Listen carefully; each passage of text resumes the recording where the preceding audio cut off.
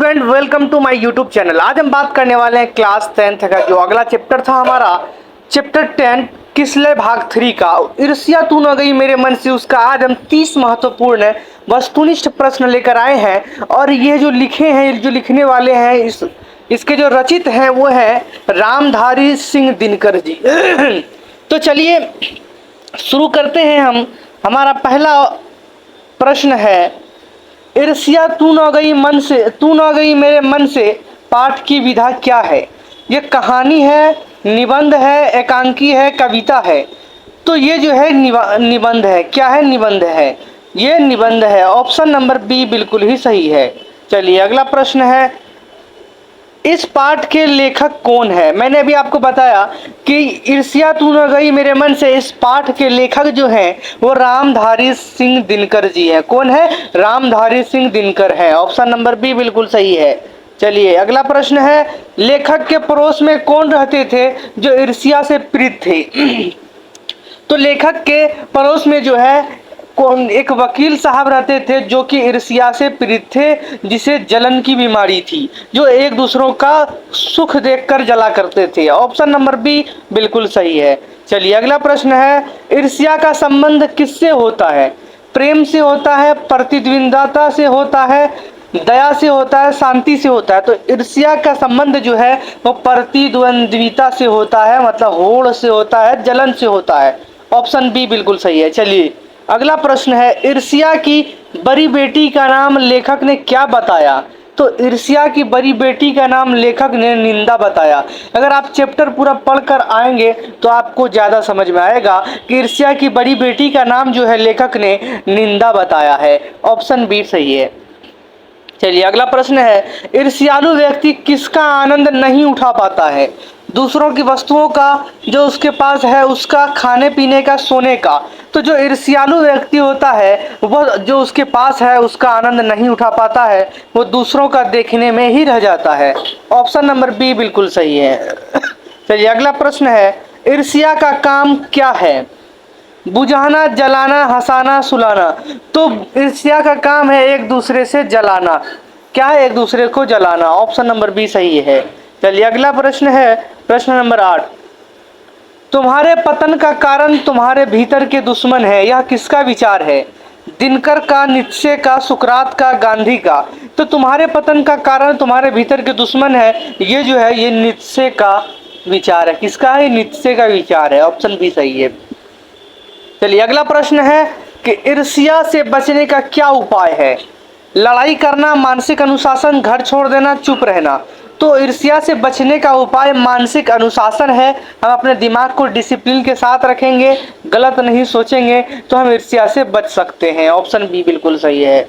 चलिए अगला प्रश्न है, लेखक के अनुसार ईर्ष्या की आग में सबसे पहले कौन जलता है।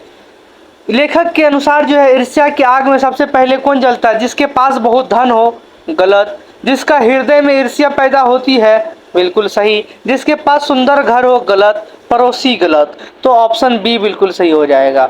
चलिए अगला प्रश्न है, वकील साहब ईर्ष्या के कारण किससे दुखी थे। अपनी बीमारी से, पड़ोस बीमा एजेंट की उन्नति से, अपने बच्चों से, मुकदमे से। तो वकील साहब जो है ईर्ष्या के कारण पड़ोसी बीमा एजेंट की उन्नति से, तरक्की से, पड़ोसी में जो बीमा एजेंट थे उनके तरक्की से वो ईर्ष्या के कारण दुखी थे। चलिए अगला प्रश्न है, नीत्शे कहाँ का दार्शनिक था। तो नीत्शे जो है वो जर्मनी का दार्शनिक था। कहाँ का था? जर्मनी का दार्शनिक था। ऑप्शन नंबर बी बिल्कुल सही है। चलिए अगला प्रश्न है, निंदा किसके कारण पैदा होती है। तो निंदा जो है वो ईर्ष्या के कारण पैदा होती है। निंदा किसके कारण पैदा होती है? ईर्ष्या के कारण पैदा होती है, क्योंकि लेखक ने कहा है कि ईर्ष्या की निंदा की बेटी जो है ईर्ष्या कहलाती है। तो चलिए अगला प्रश्न है, प्रश्न नंबर 14, वो है, लेखक के अनुसार मनुष्य को किस पर नियंत्रण रखना चाहिए। दूसरों पर, अपनी वासनाओं और ईर्ष्या पर, समय पर, भोजन पर। तो लेखक के अनुसार जो है मनुष्य को अपनी वासनाओं पर ईर्ष्या रखना चाहिए। अपनी वासनाओं पर ईर्ष्या रखना चाहिए। ऑप्शन नंबर बी बिल्कुल सही है। चलिए अगला प्रश्न है, प्रश्न नंबर 15, वो है, ईर्ष्यालु व्यक्ति क्या सोचकर परेशान रहता है? तो ईर्ष्यालु व्यक्ति यह सोचकर परेशान रहता है कि वह बीमार न हो, गलत। कि उसे पढ़ना है, गलत। कि उसे घर जाना है, गलत। ये अमुक व्यक्ति दूसरा उससे आगे क्यों है? ईर्ष्यालु व्यक्ति सिर्फ यही सोचता है कि एक आदमी दूसरे आदमी से आगे क्यों है। तो ये ऑप्शन बी बिल्कुल सही हो जाएगा। तो चलिए अगला प्रश्न है कि ईर्ष्या का वरदान क्या है? ईर्ष्या का वरदान है वह व्यक्ति को बेचैन करके जलाती रहती है। ऑप्शन नंबर बी बिल्कुल ही सही है। चलिए अगला प्रश्न है, मक्खियाँ हमें क्यों काटती है? यह प्रश्न किससे जुड़ा है? तो मक्खियाँ हमें क्यों काटती है, यह प्रश्न जो है ईर्ष्यालु व्यक्ति की स्थिति से जुड़ा हुआ है। किससे? ईर्ष्यालु व्यक्ति की स्थिति से जुड़ा हुआ है। ऑप्शन ए सही है। चलिए अगला प्रश्न है, ईर्ष्या को क्या कहा गया है? ईर्ष्या को एक महान गुण कहा गया है। गलत। एक प्रकार का मानसिक विधि बीमारी कहा गया है। सही। ईश्वर का उपहार। गलत। सफलता की कुंजी। गलत। तो ऑप्शन नंबर बी बिल्कुल सही हो जाएगा। चलिए अगला प्रश्न है, दिनकर जी किस राज्य के निवासी थे? रामधारी सिंह दिनकर जो थे वो किस राज्य के निवासी थे? तो वो बिहार के थे, बेगूसराय जिला के। कहाँ के? बिहार के बेगूसराय जिला के थे दिनकर जी। चलिए अगला प्रश्न है, प्रश्न नंबर 20। ईर्ष्या से छुटकारा पाने के लिए क्या करना चाहिए? ईर्ष्या से छुटकारा पाने के लिए आत्मचिंतन और रचनात्मक कार्य करना चाहिए। चलिए तो चलिए आपका अगला प्रश्न है कि वकील साहब के पास क्या था? वकील साहब के पास जो है क्या क्या था? अच्छी वकालत, धन, सुंदर घर और कार था। केवल कार था, केवल झोपड़ी था, कुछ नहीं था। तो वकील साहब के पास अच्छी वकालत था, धन, सुंदर घर और कार था। ये सब रहने के बाद भी वकील साहब के मन में जो है ईर्ष्या था, एक दूसरे को देखकर जलने की आदत थी। ऑप्शन नंबर ए बिल्कुल सही है। चलिए अगला प्रश्न है, लेखक ने ईर्ष्या की तुलना किससे की? तो लेखक ने ईर्ष्या की तुलना जो है फूल से की। गलत। आग से की। सही। ओस से की। गलत। बारिश से की। गलत। तो ऑप्शन नंबर बी हो जाएगा, लेखक ने ईर्ष्या की तुलना आग से की है। चलिए अगला प्रश्न है, प्रतिद्वंदिता का अर्थ क्या है? प्रतिद्वंदिता का अर्थ है मुकाबला या होड़, किसी का बराबरी करना, मुकाबला करना। ऑप्शन नंबर बी बिल्कुल सही है। चलिए अगला प्रश्न है, ईर्ष्या करने वाला व्यक्ति अक्सर दूसरे की क्या करता है? तो ईर्ष्या करने वाला व्यक्ति अक्सर दूसरे की तारीफ करता है। ऐसा हो नहीं सकता। निंदा करता है, बुराई करता है।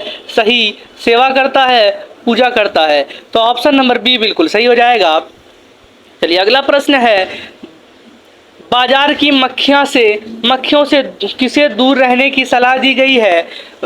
वकीलों को, महापुरुषों और सृजनशील व्यक्ति को, बच्चों को, दुकानदारों को। तो बाजार की मक्खियों से दूर रहने की सलाह जो है कवि महापुरुषों और सृजनशील व्यक्ति को देते हैं। ऑप्शन नंबर बी बिल्कुल सही है। चलिए अगला प्रश्न है, रामधारी सिंह दिनकर को किस उपाधि से जाना जाता है? रामधारी सिंह दिनकर को जो है किस उपाधि से जाना जाता है? राष्ट्र कवि, महाकवि, कथा सम्राट, उपन्यास सम्राट। तो रामधारी सिंह दिनकर को जो है राष्ट्र कवि के उपाधि से समझा जाता है, जाना जाता है। चलिए अगला प्रश्न है, प्रश्न नंबर 27। ईर्ष्या की आग में कौन जलता है? तो ईर्ष्या की आग में जो है केवल ईर्ष्यालु खुद जलता है, जो ईर्ष्या करता है वो जलता है।